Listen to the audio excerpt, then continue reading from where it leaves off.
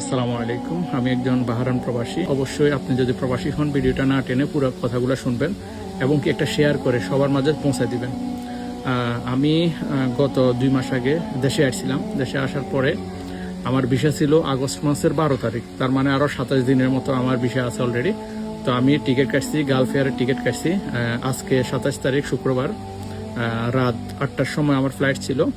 তো আমার মালিক আমাকে ফোন করে বললো যে এমনি এমনি তোর ভিসা চেঞ্জ করে গেলা, আমরা কাগজপত্র দিতেছি, এখন আমাদের দোকানে ব্যবসা বাণিজ্য কম বা বেচা কিনা কম বা ইত্যাদি ইত্যাদি এগুলা বকচক্কর এগুলো আমাকে বলছে যে তুই বাংলাদেশ থেকে তোর যে কোনো লোক থাকলে তুই বল ওইখান থেকে। আমি বললাম যে আমি রয়েছি এখন আউট অফ কান্ট্রি, দেশের বাইরে, আমি এখন এখান থেকে কি করব, সুযোগ সুবিধা টাকা পয়সা একটা ব্যাপার স্যাপার আছে, আমি তো আজকে চলে যাব। এটা হচ্ছে কালকের কথা, গত বৃহস্পতিবার রাতের কথা।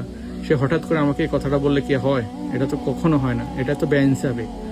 এরপরে আমি বললাম যে আমি আসি, আমি আসার পরে কালকে আমি তো যদি লোক প্রয়োজন না হয় তাহলে আমি অন্যদিকে আমি ট্রান্সফার হয়ে চলে যাব, সমস্যা নেই, ভিসার টাকাও দিতে হবে না। তো পরবর্তী এগুলা বলার পরে এই কথাই রইলো। পর আমি আবার রাত 9টা 9:30টার দিকে ভিসাটা চেক করছি, দেখছি না ভিসা আছে অনলাইনে।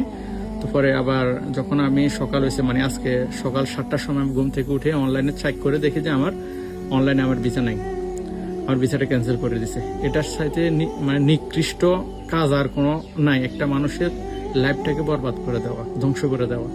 যাই হোক, আমি চাই না যে আমার কোনো প্রবাসী ভাই আমার মতো এরকম কোনো পরিস্থিতিতে পড়ুক।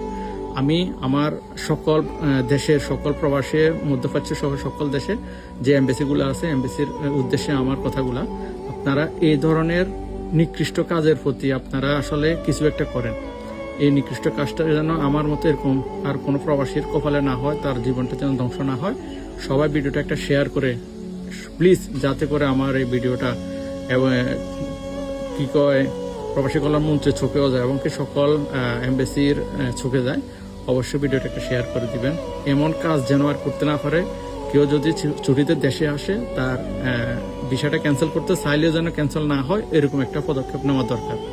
অবশ্যই সবাই ভালো থাকবেন, ভিডিওটা একটা শেয়ার করে দিবেন। আসসালামু আলাইকুম রহমতুল্লাহ।